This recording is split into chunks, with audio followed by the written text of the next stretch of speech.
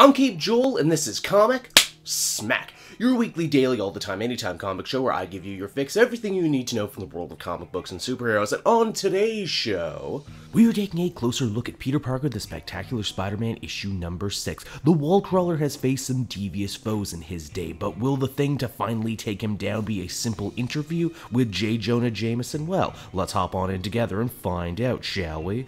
So, as the comic opens, Jameson, former legitimate newsman turned InfoWars-style blogger, is making lasagna in an attempt to butter up Spider-Man for their big interview. He also tries booze, but the hero declines. Peter would rather chop off his own arm than go ahead with this, but Jameson has some very important insider info from the spies that are chasing after his surrogate sister Teresa. Jonah, now basically having the webhead as a captive audience, decides to hit all the classic talking points, how he was there when Spider-Man's career started, and how he always felt that he was a threat and a menace, hiding behind a mask and never caring about the people who got hurt or even died while entangled in his life. He says that if Spider-Man cared about justice, he would have become a cop or a lawyer a long time ago. Peter is all jokes and deflection as per usual, but a few of these barbs do actually hit a nerve, and he ends up firing back, saying that Jonah has always been obsessed with Spider-Man, and his white whale hunt has led to the creation of such villains like the Scorpion and even the Spider Slayer. Heck,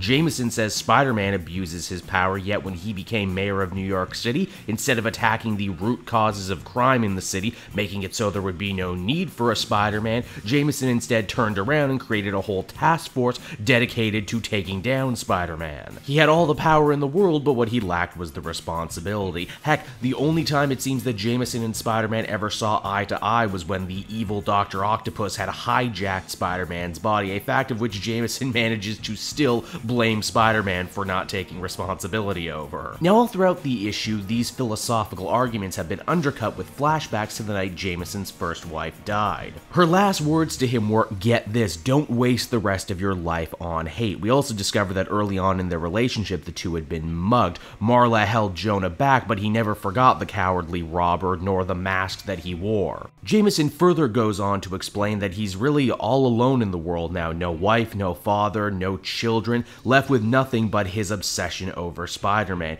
Peter also comes to the realization that their two lives have always kind of been intertwined from the very beginning, and somehow, some way, they always manage to find new ways to hurt one another, even when they're not trying to. And perhaps the only way to get Jameson to help him is to break this cycle of hate once and for all by showing him that he's not a coward in a mask, he's someone he knows quite well indeed. Jameson thinks this is all some sort of sick joke directed at him, but they don't really have much time to deal with it, as at that very moment, the FBI comes busting in looking for Spider-Man and his sister. But by that point, our hero is long gone. He may not have gotten all the information that he wanted, although he is now aware that the Tinkerer is more involved in this than he first thought. But what is for certain is that his relationship with Jonah Jameson may very well have been irreparably changed right here, right now. So that's Peter Parker, the Spectacular Spider-Man, everybody, and I gotta say, I was not expecting the punch that this issue ended up delivering. In fact, I was actually kind of getting bored of this series, but now I'm right back on board and in a big way. It's great to see Spider-Man and Jameson hash out their differences in this kind of setting. Zdarsky